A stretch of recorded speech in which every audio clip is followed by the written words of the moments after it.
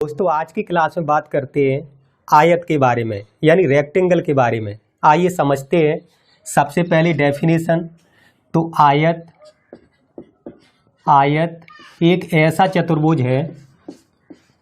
आयत एक ऐसा चतुर्भुज है, ऐसा चतुर्भुज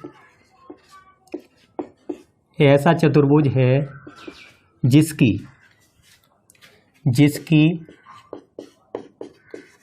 जिसकी आमने सामने की भुजाएं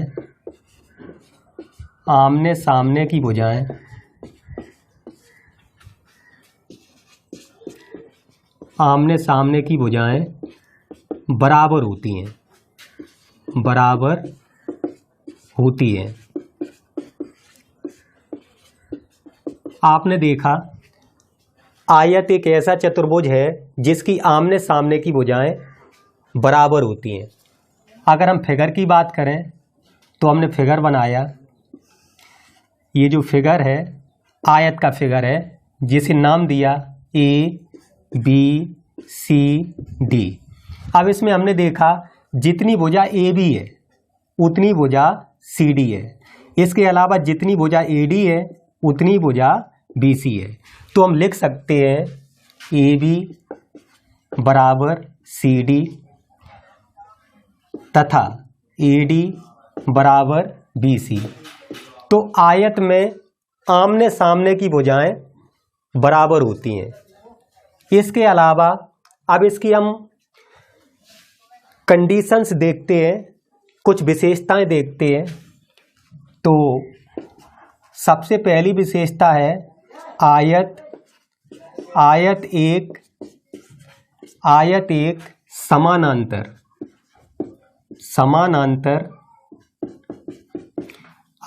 समानांतर चतुर्भुज है। समानांतर चतुर्भुज का मतलब होता है कोई भी आयत की भुजाएं आगे बढ़ाई जाएं तो ये काटती नहीं है। तो आयत एक समानांतर चतुर्भुज है। इसके अलावा बात करते हैं सभी जो आमने सामने की भुजाएं हैं आयत की वो बराबर हैं। इसके अलावा सभी कोण, आयत के सभी कोण परस्पर लंबवत अर्थात 90 डिग्री के होते हैं। 90 डिग्री के होते हैं। तो आपने देखा आयत में सभी कोण परस्पर लंबवत अर्थात 90 डिग्री के होते हैं। जितना कोण A 90 डिग्री का, B 90 डिग्री का, C 90 डिग्री और D 90 डिग्री, सभी कोण 90 अंश के होते हैं। इसके अलावा नेक्स्ट देखते हैं आयत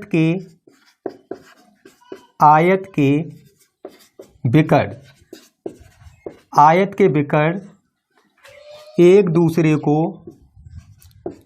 दूसरे को इंटरसेक्ट यानी काटते हैं। अंग्रेजी में बोलते हैं इंटरसेक्ट का मतलब काटते हैं। जैसे हमने AC विकर्ण बनाया, इसके बाद BD विकर्ण। ये विकर्ण O बिंदु पर, ये हमने O बिंदु नाम दिया, तो O बिंदु पर काटते हैं। यानी हम कह सकते हैं ये 90 अंश के कोण पर काटते हैं। तो आयत के विकर्ण एक दूसरे को 90 डिग्री के कोण पर काटते हैं। इसके अलावा नेक्स्ट देखें आयत के विकर्ण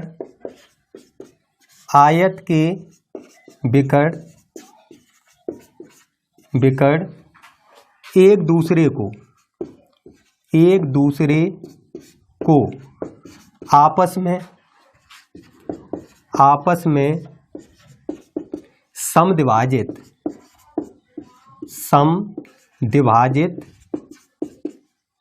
अंग्रेजी में बोल सकते बाइसेक्ट यानी समद्विभाजित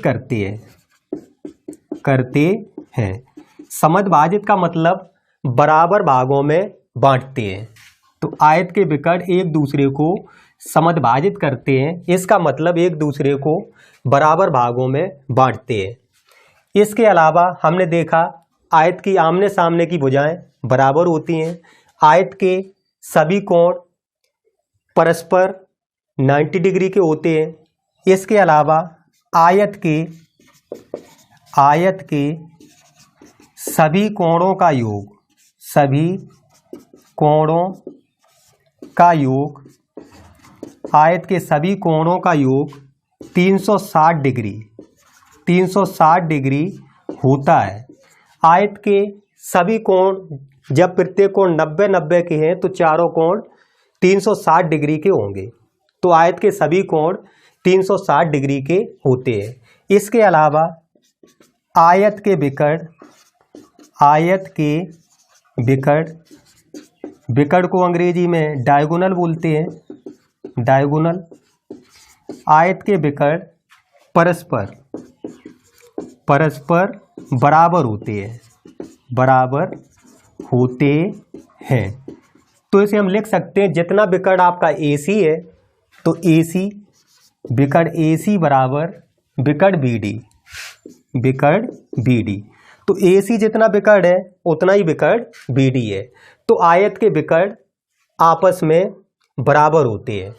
तो हमने आयत की कुछ विशेषताएं के बारे में वर्णन किया, यानी आयत के आमने सामने के कोण, आमने सामने की भुजाएं बराबर होती हैं, आयत के सभी कोण 90 डिग्री के होते हैं, आयत के सभी कोणों का योग 360 डिग्री होता है, आयत के विकर्ण एक दूसरे को O बिंदु या हम कह सकते हैं 90 डिग्री के कोण पर काटते हैं, इंटरसेक्ट करते हैं। इसके अलावा आयत के विकर्ण एक दूसरे को बाइसेक्ट यानी समद्विभाजित करते हैं। इतनी कंडीशंस जो विशेषताएं थी वो हमने डिस्कस की रेक्टेंगल यानी आयत की। अब इम्पोर्टेंट फार्मूलाज की बात करेंगे जो बहुत ही इम्पोर्टेंट है। अब आप हेडिंग लिख लेंगे फार्मूला, तो आयत के जो फार्मूला हैं उनकी बात करेंगे। और क्लास यदि पसंद आई है आपको तो प्लीज़ चैनल को लाइक करें, सब्सक्राइब करें, अधिक से अधिक मित्रों में शेयर करें। आज की क्लास में जो मेंसुरेशन का सेकंड टॉपिक है रेक्टेंगल यानी आयत, और फर्स्ट क्लास में हमने स्क्वायर के बारे में डिस्कस किया था। अब देखते हैं आयत के कुछ इंपॉर्टेंट फॉर्मूलाज। सबसे फर्स्ट है आयत का क्षेत्रफल। आयत का क्षेत्रफल यानी क्षेत्रफल को अंग्रेजी में एरिया बोलते हैं, तो एरिया ऑफ रेक्टेंगल। एरिया की बात करें तो ये होगा लंबाई इंटू चौड़ाई, लंबाई इंटू चौड़ाई। तो आयत का क्षेत्रफल लंबाई इंटू चौड़ाई। इसके बाद बात करते हैं आयत का परमाप यानी पेरीमीटर ऑफ रेक्टेंगल। अगर हम पेरीमीटर की बात करें, परमाप की बात करें, तो परमाप होगा सभी भुजाओं का योग, यानी यदि लंबाई को L माने, चौड़ाई को B माने, तो हम इसे लिख सकते हैं L plus L plus B, यानी 2L प्लस 2B। जब दो कॉमन लेंगे तो हो जाएगा L प्लस B। तो परमाप का मतलब होता है सभी भुजाओं का योग। तो आयत का पेरीमीटर या परमाप होता है 2 ब्रैकेट में L प्लस B, लंबाई प्लस चौड़ाई। अब इसके बाद तीसरा फॉर्मूला देखते हैं आयत का विकर्ण। आयत का विकर्ण का मतलब अंग्रेजी में हम बोलते हैं डायगोनल। अगर हम विकर्ण की बात करें तो हम देखते हैं, जैसे हमने आयत बनाया